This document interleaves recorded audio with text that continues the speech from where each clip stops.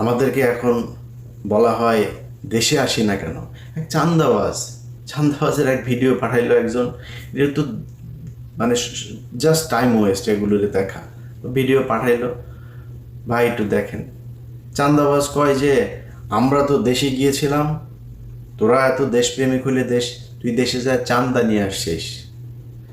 আমি ইলিয়াস এইখানে বসে থেকে তোর বিডিআর বাপদেরকে যা জিজ্ঞেস করিস যে ইলিয়াস কয়জনকে ছাড়িয়েছে, তোর আলেম বাপদেরকে যা জিজ্ঞেস করিস, সবশেষ শফিউর রহমান ফারাবিরে যা জিজ্ঞেস করিস তোর বাপের অবদান কী ছিল, অ্যাটর্নি জেনারেলকে যা জিজ্ঞেস করিস যে তোর এই বাপ কতবার অ্যাটর্নি জেনারেলের হাত পা চেপে ধরেছে যে ভাই এইটার একটু শুনানিটা আগায় দেন, যা যা জিজ্ঞেস করার তোর বাপ এখানে বসে এগুলো করেছে। তোর বাপ দেশে গেলে এগুলি করতে পারবে না, এই কারণে দেশে যায় না।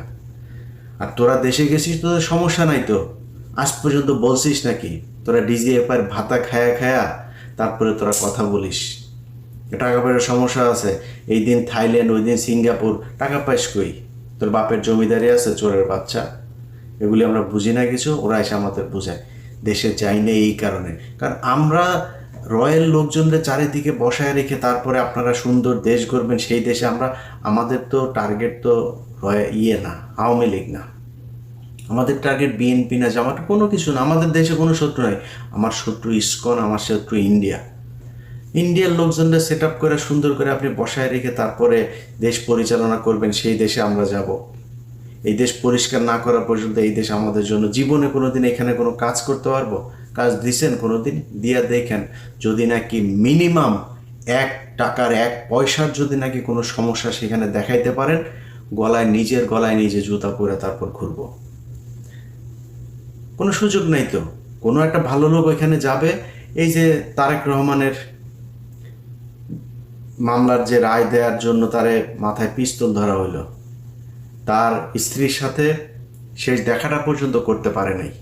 এই লোকটা বাইরে থেকে, স্ত্রীটা মারা গেল, সেই লোকটারে দুদকের চেয়ারম্যান বানাবো শুনলাম।